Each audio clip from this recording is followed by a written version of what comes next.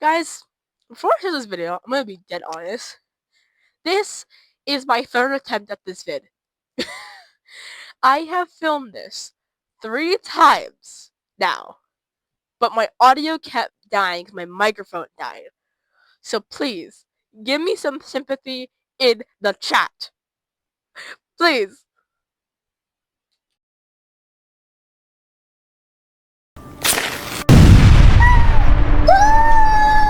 What's up, guys? Welcome back to my channel, and welcome if you are new.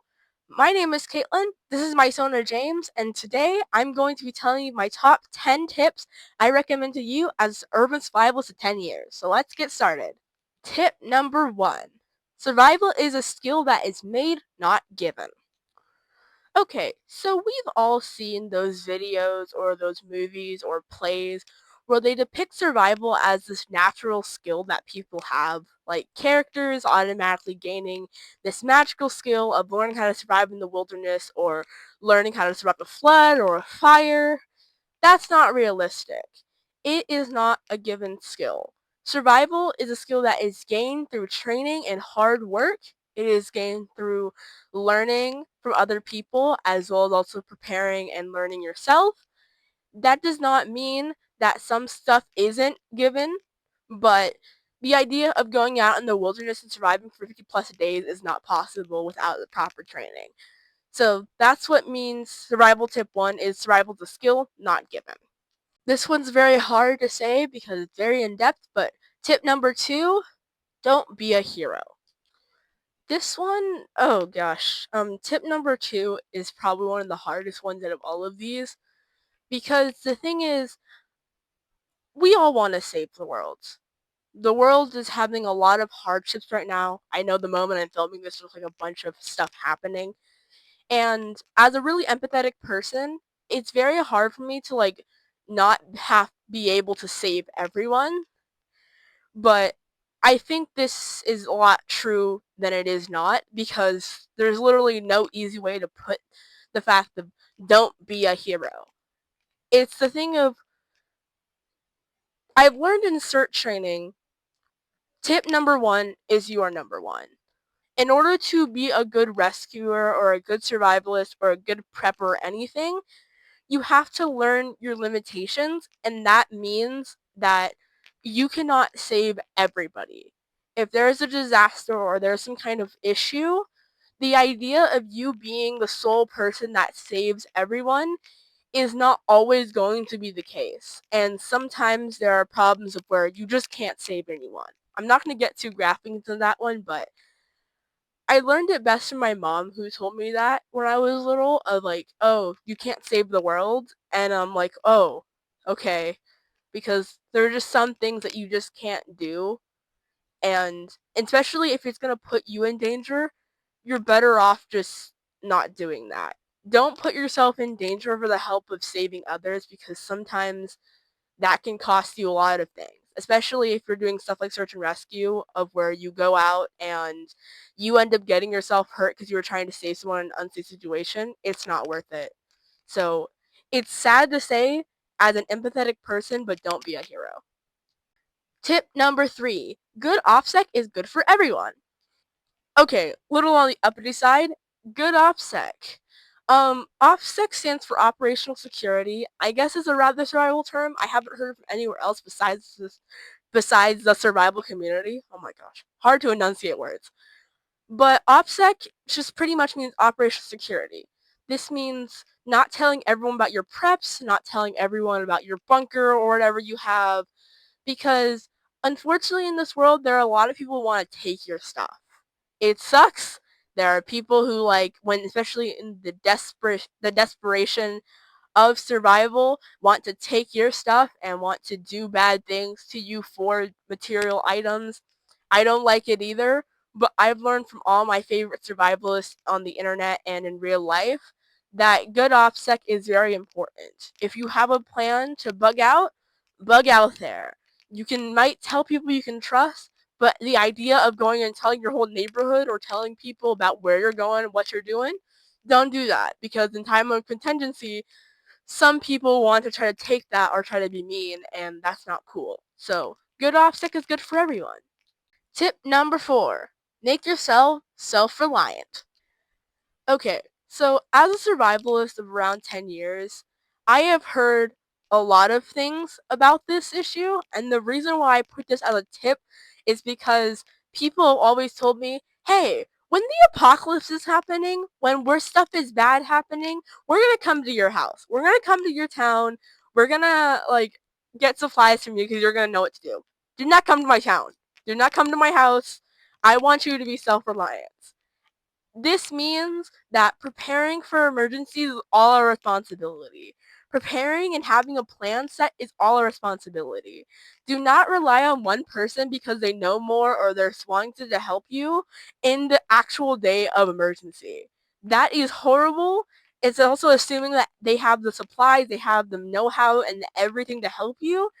Make yourself self-reliant. It may look easy, but I'm telling you, it's easier to get a bag from Walmart and make a customizations or whatever for yourself and your family and make a 2-minute plan and practice that every year or so than it is to go to someone's house and be like, hey, we need your help, but we don't have anything. Don't burden that person. And also don't burden yourself because it's also putting the idea on you because again, responsibility of preparing for emergencies is everyone's responsibility. So please be self-reliant. Tip number 5, keep learning. This is probably one of my favorite tips. Keep learning. Yay. I love learning, especially about stuff that really interests me like survival. Um, this makes sense for a lot of things, but lots of people when they start doing their survival stuff, they usually just like read a book or so and then stop. Don't do that. Keep learning. There are so many various survival tips and tidbits I've gotten from many different people. I've been to lots of trainings over the years. I've been to various first aid trainings and CPR trainings. I've been to like just tactical trainings and like various things of those sorts. Pretty much anything you like could probably be in survival in some way, shape, or form. So keep learning. There are a bunch of free courses. I know that like 511, which is like a tactical store or whatever, has like courses sometimes. There are like various stores at your local like gun range or your local like grocery store sometimes. Like they can pretty much happen anywhere. Emergency preparedness training can happen anywhere. So just again, keep learning. Very important. This one's kind of a goofy one, but tip number 6, don't let the term prepper or survivalist scare you. Ooh, this one's my favorite one because, oh my gosh, people love doing this one.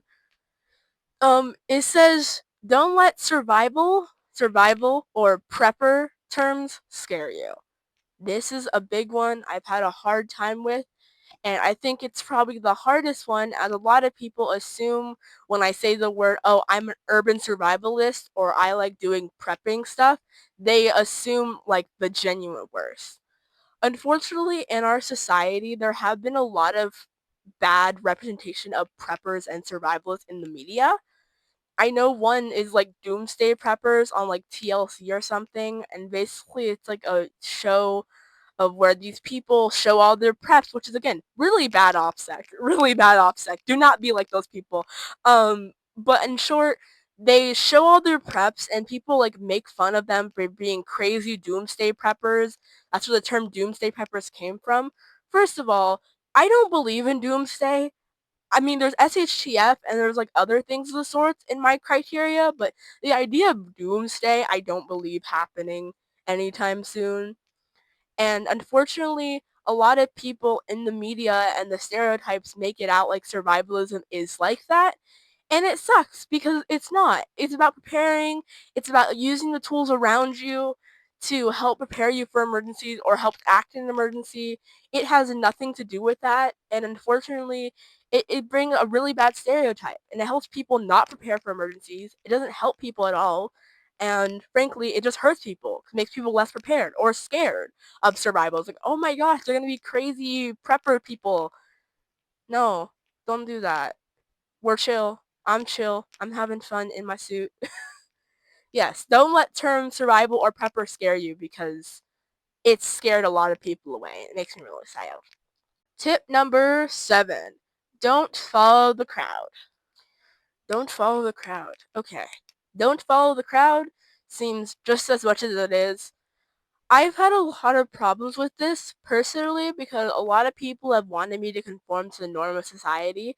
As you can tell by my face right now, do I really conform to the norm of society? No. But in short, don't follow the crowd is very important for safety purposes. A lot of people will do that in emergency things of where, hey, if there's a threat in the area, well, we're gonna all follow each other in a big giant group so they know where we are. That's pretty much what it is, but even in a shorter sense or like in an easier sense, follow your own path. Do your own thing. Make sure you be safe with it, of course, but in the idea of following a whole community may sometimes get you killed. It may sometimes cause a lot of problems and instances. So, personally, I don't like to follow the crowd. Even if it means that everyone's doing this thing and I'm just like over here in the corner, sometimes being in that corner is a safer option. So, yeah, don't follow the crowd. Okay, so tip number 8. Be mindful of your group size, your situation, and your space. Be mindful of pretty much your limitations. This, in short, means like I have had a lot of people make prepper pantries or bags that they cannot store. I used to have this problem when I started off in survival, like around like 7th grade, if not less, where I was just obsessed with buying things. Back during COVID, obsessed with buying stuff. Like things you saw toilet paper fly off the shelves, you saw like food fly off the shelves, and unfortunately a lot of that stuff went to waste. Like heck, yesterday I literally just threw away like a bunch of survival food we bought back during COVID, and it made me so frustrated because of the fact that it was like one, this stuff is technically non-perishable. It doesn't really go bad at all. But also, two, even if it did go bad, well, we let it go bad because we didn't have the right skills nor the spacing to handle this food. And I see that a lot of where people will go out and buy all these like huge heaping loads of items and then they just like potentially throw it away later or like they never check their bag in years and so like, oh, when the actual emergency happens, all of our stuff is expired. Excellent. And I'm like, you have to be wary of your supplies and then be wary of your spacing and your group size. This pretty much means like how big is your family? If you're gonna prep for 10 people, prep for 10 people. Don't prep for 4. If you have 4 people, don't prep for 10. Prep for 4 people, maybe even 5. The thing is making sure you're wary of how much supplies you might need depending on how many people you have in your household or in your community is super important. Don't just assume because of a video giving you a bag for 72 hours for one person that's going to fit like 4 people. Or don't assume to go out and buy stuff for 10 people when you only need 4 people. It's just, I guess, gluttony. Don't buy a lot of stuff or just again be wary of your sizes. This one kind of relates to number 5 a lot, but training, training, training. I cannot stress this enough. There are plenty of ways to get local trainings. I mentioned 511. I mentioned like American Red Cross. I don't think I mentioned Red Cross. My bad. There's American Red Cross trainings. There's like city and state governments have local trainings at your work or at your school or whatever. I know my school district has some trainings, but they're mostly for teachers, although they do some for students. I know my internship does trainings from time to time. Like a lot of places do emergency preparedness training. Please train up. If you don't, please, please do it. Please do it. I beg you. There's also a lot of training online as well. Like there's FEMA courses. So FEMA has a set row of courses that you can take like independent study. And I have gotten a lot of those for like various clubs and stuff I'm in, but pretty much, yeah, get your training. Do train as much as you can. There's even books. I will make a video about survival books later because I love survival books and I have so many to show everyone and to like broadcast. But yes, make sure you train. Gain as much knowledge as you can because in the time of emergency, you're not going to have time to train right there. It's going to be the moment. You're going to need to have some form of knowledge or else it's kind of like too late. But granted, there's some things never too late to learn, but the point is training, training, training. This last one is very survival centric, and so I'm gonna say it in the easiest way possible, but I'm probably not gonna remember every single thing.